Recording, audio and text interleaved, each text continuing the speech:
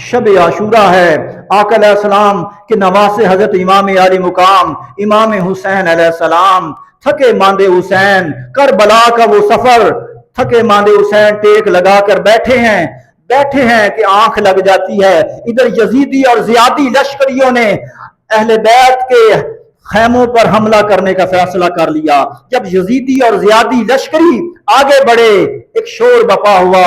سیدہ کائنات کی شہزادی حضرت سیدہ زینب نے دیکھا، اپنے خیمے سے نکل کر دیکھا کہ یہ شور کیسا ہے۔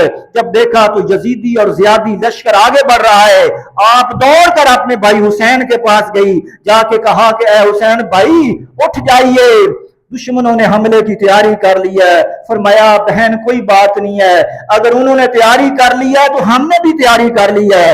فرمایا بھائی آپ نے کیسی تیاری کی ہے؟ فرمایا کہ ابھی آنکھ لگی نانا مصطفیٰ تشریف لائے اور انہوں نے فرمایا حسین آج ہم آپ کا استقبال کر رہے ہیں، یہاں آپ کے استقبال کی تیاریاں ہو رہی ہیں۔ فرمایا زینب اگر انہوں نے تیاری کر لی ہے تو ہم نے بھی تیاری کر لی ہے۔ آقا حسین آگے بڑھے تلوار لے کر اور وہ پیچھے چلے گئے۔ صبح ہو گئی، میدان جنگ لگ گیا۔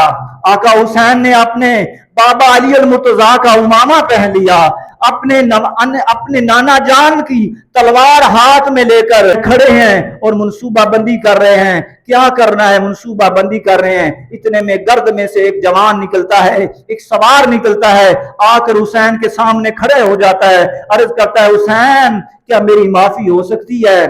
آپ نے فرمایا بتاؤ کون ہو تم؟ فرمایا میرا نام ہے، میں وہ ہوں جو آپ کو یہاں لایا ہوں، آپ کو گھیر کر یہاں لایا ہوں۔ فرمایا بتاؤ تو صحیح تمہارا نام کیا ہے؟ فرمایا میں آپ کا مجرم حر ہوں، اگر میری معافی ہو سکتی ہے حضور بتائیے میری معافی ہو سکتی ہے؟ میرے آقا حسین نے فرمایا حر نیچے آ جا، میں نانا مصطفیٰ سے فرماؤں گا تو دنیا و آخرت میں آزاد کر دیا جائے گا، نیچے آ جا۔ حر نے کہا ہے حسین میں اب نیچے نہیں آؤں گا، اب میرا لاشا ہی نیچے آئے گا۔